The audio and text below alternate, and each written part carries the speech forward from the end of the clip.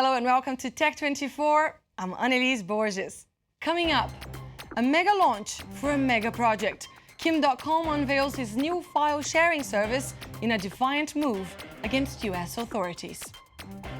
And in Test 24, we check out a smart fork that promises to help you monitor and track your eating habits.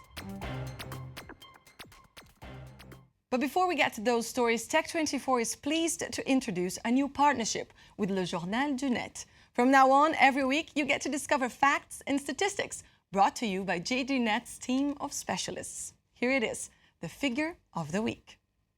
170 billion. That's the number of messages sent so far on Twitter since its launch in 2006.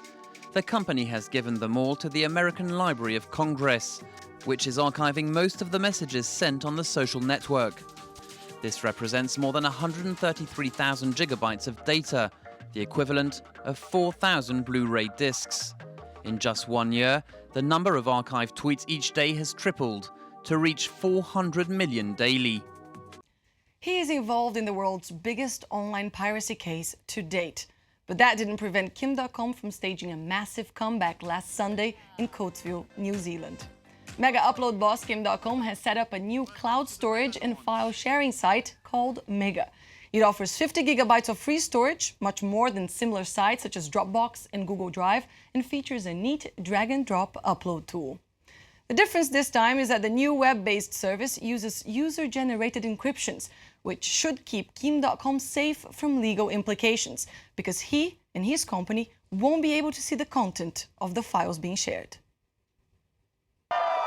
A mega PR blitz leading up to the launch of Mega, Kim.com's new cloud storage site that uses password-protected encryption to store and share files. The client, the user, that's you and I, are actually going to put an encryption key in and be able to access the information themselves using that key, which means that Kim.com and his company won't be able to do that. And if he can't access that information, he can't be held responsible for it. He's taking a step back and he's saying, I don't need to know what you're doing and I don't want to know. That's up to you. So it's a very clever step because knowledge is the key ingredient in this. Without knowledge, he's okay. .com has high hopes for the site. There is no website like this, and it's going to change the way files are being transferred and shared on the internet. It's not a new concept and enters an already crowded market, alongside services like Dropbox, Apple iCloud and others. What he's been forced to do is to actually go back to the legal route, and lots of people are there already. He's going to struggle because the benefits of the old Mega upload have been taken away. Benefits that led to this and began one of the biggest legal battles in New Zealand's history. 1 year on, .com still faces possible extradition to the United States, charged with piracy and money laundering. But the internet baron says he's committed to building his business here. We want to create New Zealand as a new hub for, cloud computing. So we'll be the first big site in the country opening internationally, and we hope that others will follow. A mega dream for the mega man. Mark Edwards joins me now. Mark, the launch was the exact same time as the raid that took place in his home a year ago. He even staged a reenactment with a helicopter, armed gunmen. It's kind of hard to take him seriously, isn't it? Absolutely. I mean, we're talking about a guy who legally changed his name from Kim Schmitz to Kim.com in deference to the industry, which has given him so much money. Just a quick extract from the launch. The compere introduced him as multi-millionaire maniac, possibly true, heavyweight champion, probably overweight champion is probably the best way to put it, 3-time Academy Award winner, did my research on that one, not technically true, and finally, qualified veterinarian. Really? Can we take this guy seriously?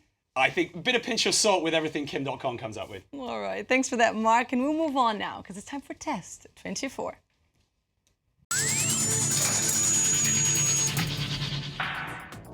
Are you eating too fast? Eating fast can lead to poor digestion and weight gain.